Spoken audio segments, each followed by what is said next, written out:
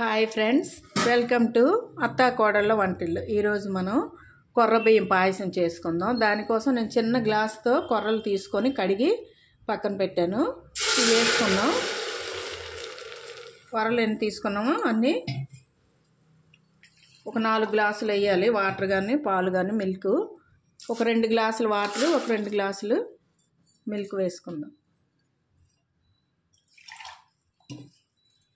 Water వేసాం కదా,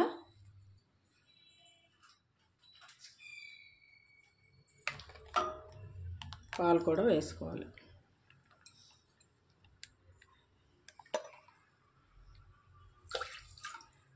ఒకటి ఇందులో హాఫ్ ఉన్నాయి కాబట్టి రెండు హాఫ్లు వేసుకుంటే సరిపోతుంది.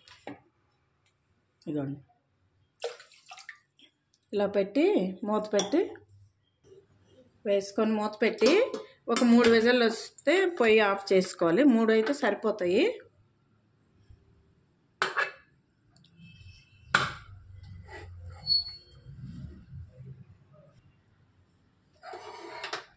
ఇది ఉడికింది కదా, చూద్దాం. చూసారా?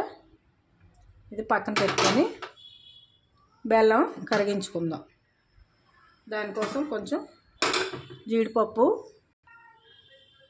1 స్పూను నెయ్యి వేసి జీడిపప్పు వేయించుకుందాం. బాగుంటుంది. టేస్ట్ కోసమే, ఎక్కువ నెయ్యి వేయక్కర్లేదు. గీ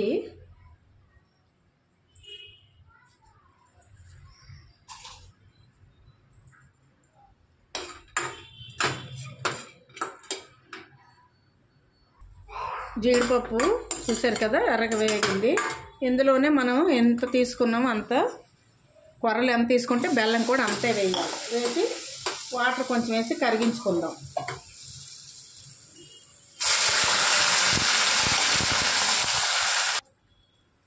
బెల్లము కరిగింది కదా, ఇప్పుడు మనం ఉడికించుకున్న కొర్ర బియ్యం పాయసం ఇందులో వేసుకోండి. బెల్లంలో ఇలా కలుపుకుంటే బాగుంటుంది. ఒక్క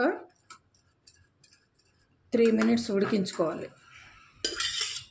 కొంచెం ఇది కడిగి వాటర్ వేసుకుందాం.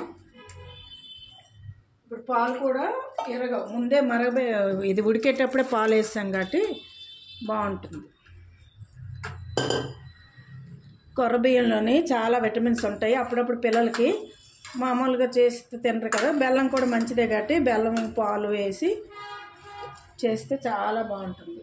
దీంట్లోనే పచ్చి కొబ్బరి అయితే ముందే ముక్కలు వేసుకోండి. నా దగ్గర ఎండు కొబ్బరి ఉంది, అందుకోసం నేను ఇప్పుడు వేస్తున్నాను.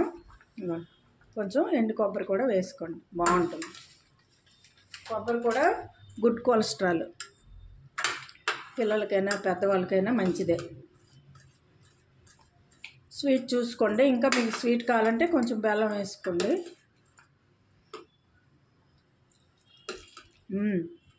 నాకైతే సరిపోయింది.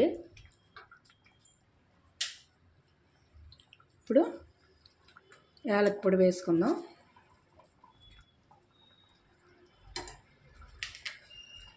కొంచెం ఇలా జారుగా దించుకుంటే బాగుంటుంది.